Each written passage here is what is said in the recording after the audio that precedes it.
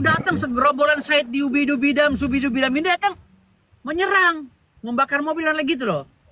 Nggak usah juga membodoh-bodohin orang, Bu. Apalagi anak muda gitu loh, kasihan. Mohon maaf Pak, Ya.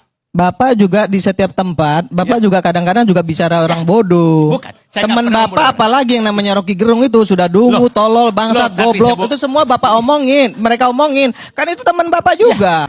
Kalau Said Didu dijadikan tersangka, maka dia menjadi orang pertama di pemerintahan Presiden Prabowo yang dikriminalisasi karena menyampaikan pendapat dan menyampaikan opini serta membela kepentingan masyarakat banyak.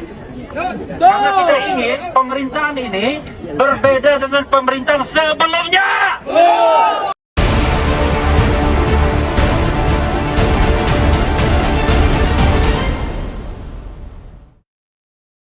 Nggak usah juga membodoh-bodohin orang, Bu.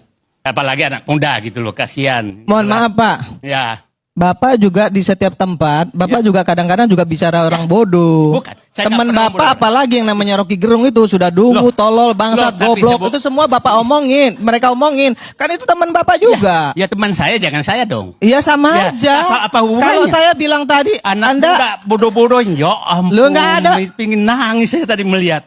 kalau Bapak mau nangis silahkan nangis. Apa Bukan. urusannya Bapak Kan mau belum nangis? tentu ibu lebih pintar dari dia. Nangis Oke. saja Bapak. Boleh, saya lanjut Kalau ya. mau Saya nangis, cukup tidak ada setuju. masalah.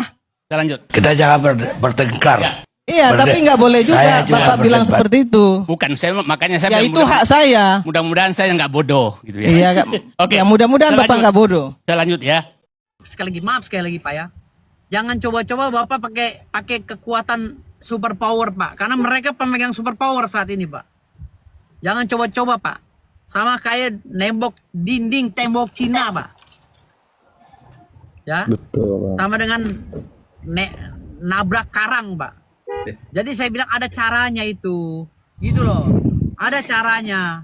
Berbicaralah baik-baik dan lain. Mereka itu bukan orang kejam loh Pak. Mereka pengusaha. Mereka bukan politikus. Gitu loh. Betul, Bang. Walaupun saya nggak dekat dengan mereka. Tapi beberapa dari Kesimpulannya mereka kalau saya pengen dekat. dihargain ya harus ngehargain dulu ya, Bang. Iya, jangan begitu cara ngomongnya. Ini proyek lagi jalan, lagi ngebangun loh. Di dalamnya itu ada tenaga kerja. Di dalamnya ada tenaga kerja yang putra daerah juga lagi kerja ngamanin di situ. Gitu loh. Tahu-tahu datang segerombolan Said Diubi-Dubidam, Subi-Dubidam ini datang menyerang, membakar mobil dan lagi gitu loh. Itu yang saya maksud, jangan memprovokasi, kita berbicara gitu loh. Bicaralah baik-baik, mereka manusia loh. Mereka itu pengusaha Indonesia yang membawa harum negara Indonesia ke kancah nasional, ke kancah internasional. Mana ada lagi sih pengusaha yang sekelas mereka di Indonesia nih? Kan susah nyarinya. Kalau mau ngebangun Indonesia ini dengan taraf internasional harus ada PT yang bertaraf internasional, dan PT itu hanya mereka yang punya. Gitu loh. Kita mau nyuruh orang Inggris bangun di sini, nanti duitnya dibawa ke Inggris. Kita mau nyuruh orang Amerika suruh bangun di sini, kan nggak mungkin.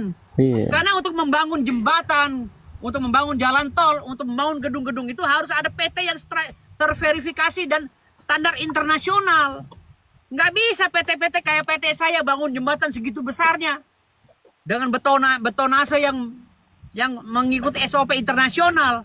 Hanya PT-PT mereka yang bisa gitu loh. Jadi ini negara ini memang mau dibiarkan kosong gitu, binatang yang tempatin. Jadi kita nggak maju, gitu. Justru dengan adanya pengusaha-pengusaha seperti mereka, ya, Pak Agung Sedayu, Pak Aguan, ya, Om Tommy Winata, di situ ada Pak Eka Cipta almarhum, ada Pak, banyak semuanya pengusaha-pengusaha Indonesia yang harus dilindungi sebenarnya. Bapak tahu nggak? Pengusaha Indonesia itu juga dari luar negeri diserang Pak oleh pengusaha-pengusaha luar karena mau masuk ke sini. Tetapi kita orang Indonesia mempertahankan itu. Biar pengusaha kita yang merajai Indonesia. Mereka orang-orang kita loh Pak. Bukan orang pendatang loh. Pak Aguan itu bukan orang pendatang. Pak Tahir itu bukan orang pendatang Pak. Jadi bisakah Semuanya dikasih? orang-orang kita Pak. Iya Bang. Jadi bisakah saya berikan kesimpulan bahwa berdasarkan keterangan-keterangan yang abang sampaikan ini, karena kami kan tidak sampai spesifik itu mengetahuinya. Yang kami pahami tadi melalui media sosial bahwa apa yang disampaikan mereka, narasi-narasi mereka itu, dan bahkan yang menyampaikan narasi itu orang-orang yang berkompeten secara akademik di Indonesia ini, itu yang menjadi pikiran kita tadi, bahwa kita sempat hampir termakan framing itu yang menyatakan bahwa inilah yang pertama kali orang yang tidak bersalah dikriminalisasi pada pemerintahan Prabowo ini. Hati kita kan kalau mendengar seperti narasi seperti itu kan tentu sedih, Bang. Harapan kita jangan sampai ada lagi di negara kita ini yang dikriminalisasi tanpa melakukan perbuatan yang tidak ada dilakukannya, itu maksud saya. Tapi dengan keterangan-keterangan yang abang sampaikan ini, ya kita merasa puas juga hati kita, karena kita juga setuju keamanan dan ketertiban untuk membangun peradaban negeri ini itu harus dikedepankan. Mau siapapun itu dan bagaimanapun dia bernarasi, kalau memang salah memang harus disalahkan dan harus dilakukan tindakan tegas agar pemerintah ini bermartabat dan bermarwah. Itu kalau menurut saya memang.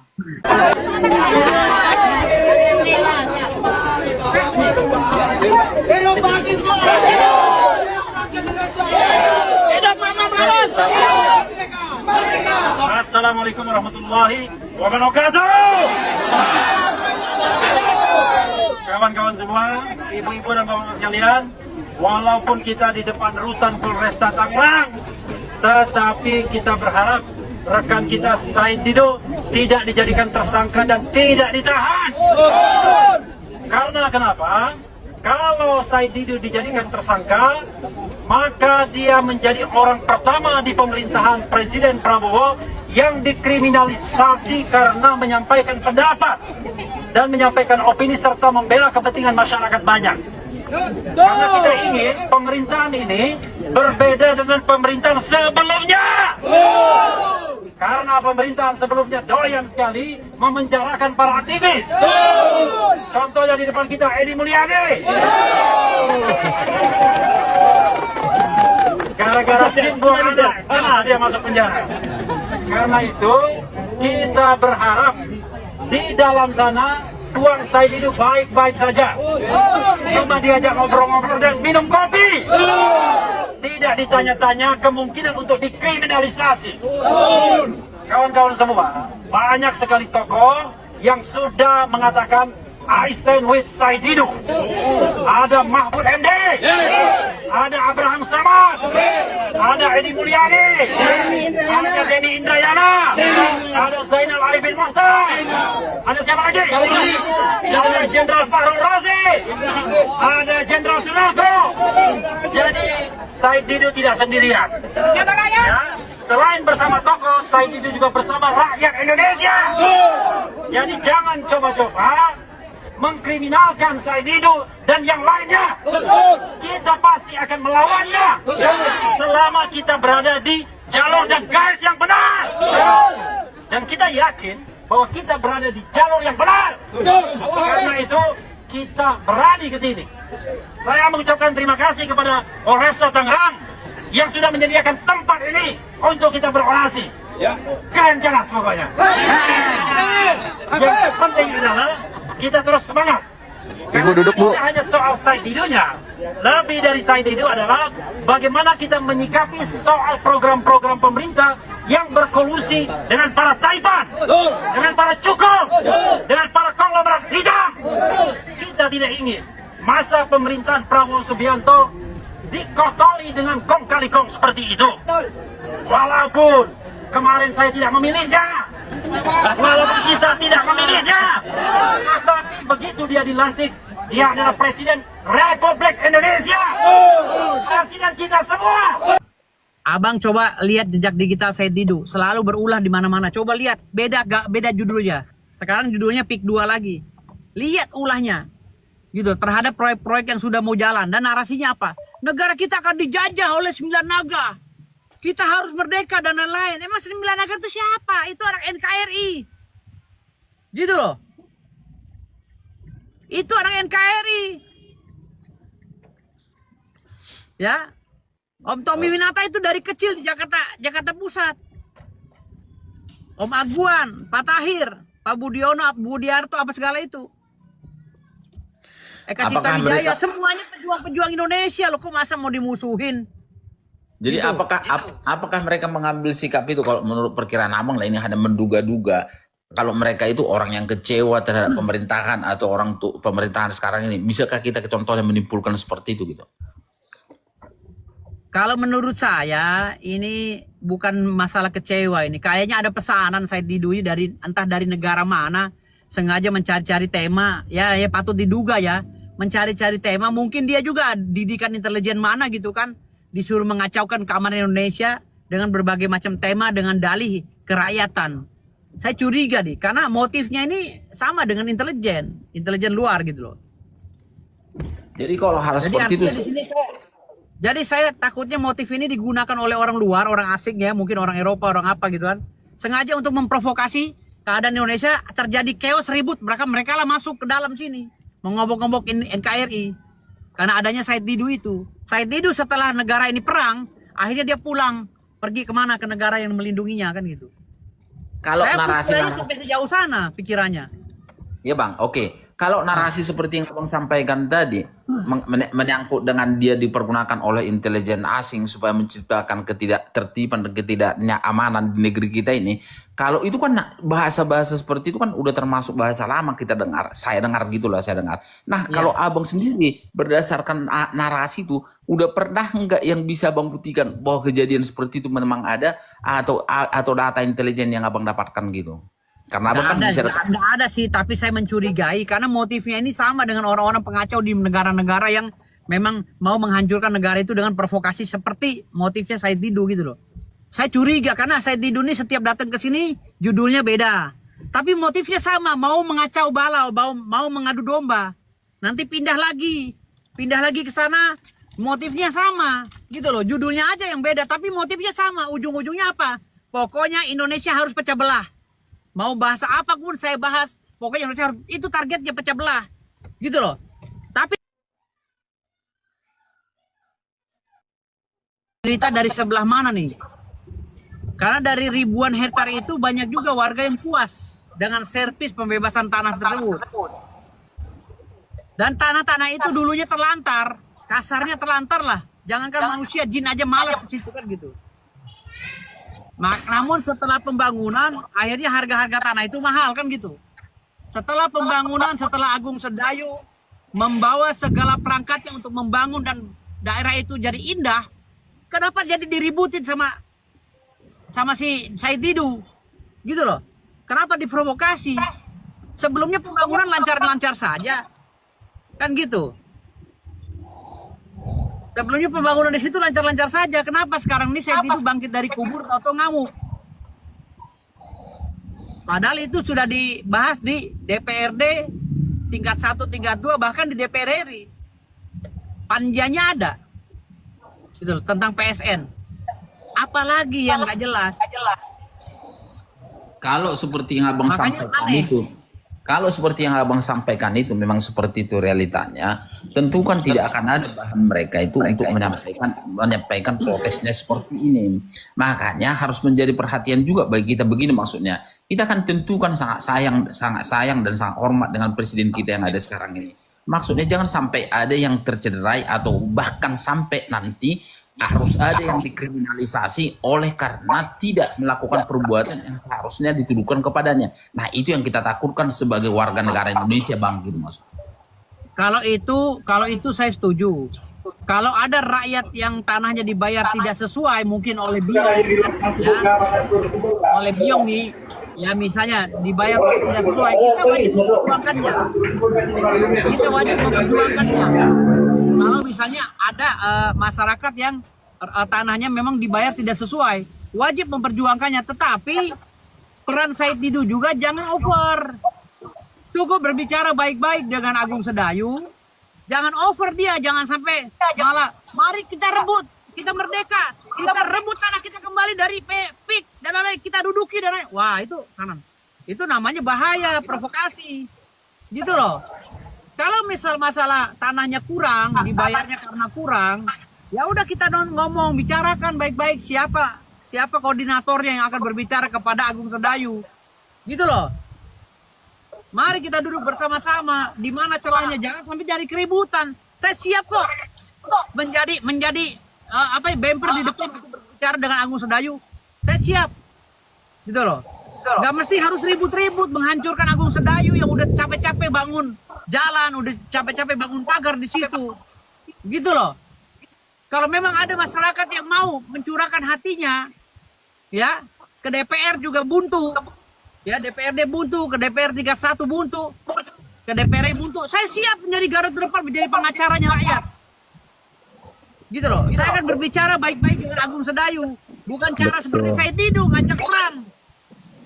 Baik bang. Gitu Pak. Baik. Betul, Jadi harus saling menghargai ya bang. anak bangsa, sebagai anak bangsa, cara berpikir abang untuk sekarang ini dengan situasi yang ada sekarang ini, di mana saya dilaporkan, abang sebagai anak bangsa mengambil posisi dan mengambil posisi seperti apa? Salah satu contohnya, apakah dengan tindakan-tindakan yang begitu banyak dan seolah-olah yang mereka sampaikan itu narasinya itu adalah satu paksa itu, abang nggak ikut berdiri di samping mereka, atau apakah ada kepentingan politik? Saya perintahkan, saya minta pada polisi untuk menangkap saya Didu tadi siang.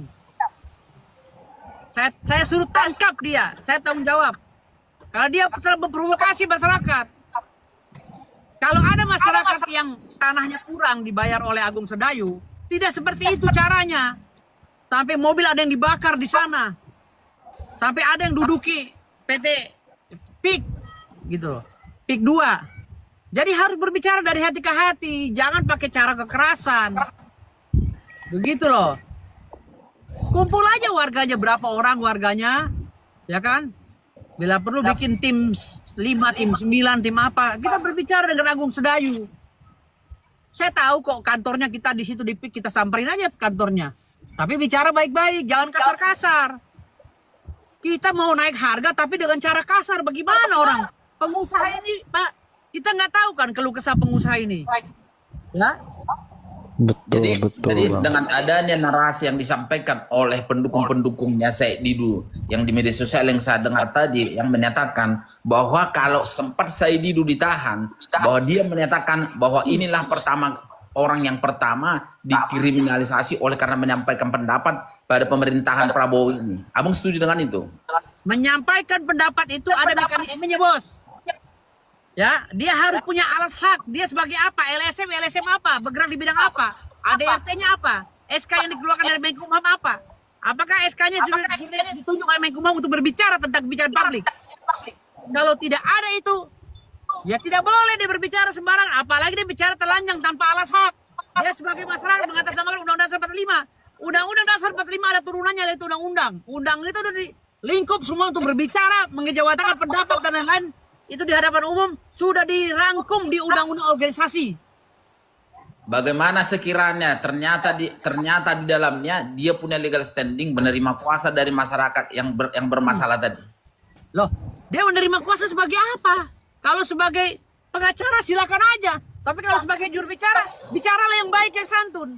Jangan caci maki Agung Sedayu, apalagi sebut-sebut nama Om Agwan sebagai perampok dan lain-lain. Itu gak jelas itu. Gitu loh. Ya. Memang kita sepakat memang dengan cara menyampaikan yang begitu kasar dan bisa itu memang kita tidak sepakat. Sama seperti pandangan abang tadi. Memang selama masih bisa dibincangkan baik-baik, hendak dibincangkanlah. Apalagi sekarang ini negara kita ini butuh kebersamaan, butuh kebersatuan. Iya. Saya waktu menghadapi salah satu pengusaha ya properti yang membebaskan lahan di PIK itu, saya menjadi kuasa hukum. Ada 5 hektar tanah yang saya bela. Saya berbicara baik-baik secara hukum, dibayar. Nggak perlu pakai kekerasan. Saya berbicara baik-baik, dibayar itu warga. Yang tadinya mau dibayar semena-mena. Tapi bicaranya baik-baik. Pakai cara hukum yang elegan.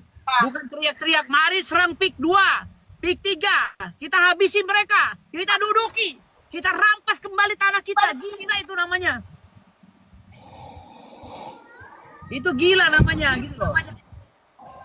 Bapak tahu nggak kalau nggak ada Agung Sedayu, kalau nggak ada Sinarmas, kalau nggak ada Sumarekon dan lain-lain, BSD, ya, modern apa segala itu, ini jadi kota mati Pak. Indonesia tanahnya banyak yang mati. Betul bang, betul. Masalahnya mereka ngebangun itu, kenapa dipakai strategi untuk PSN? Kan negara kita lagi defisit, nggak punya dana untuk bangun. Maka dipercaya kepada mereka yang masih dipercaya oleh investor asing untuk membangun di Indonesia. Terima kasih buat teman-teman sudah nonton video ini dari awal sampai akhir. Yang mana Said Didu disekak oleh Ibu Irma ya, karena ucapannya. Dan ada lagi Rafli Harun yang unjuk rasa membela Said Didu karena Said Didu ditetapkan sebagai tersangka gitu ya teman-teman. Jadi ada seorang pengacara juga menanggapi tentang unjuk rasa ini karena Said Didu ya. Jadi Rafli Harun yang unjuk rasa ini juga diprotes oleh seorang pengacara ini, dan juga Ibu Irma juga menyekak Said Didu dulu sebelum ditetapkan sebagai tersangka. Oke, terima kasih buat teman-teman semua, semoga video ini bermanfaat dan sampai jumpa di video selanjutnya.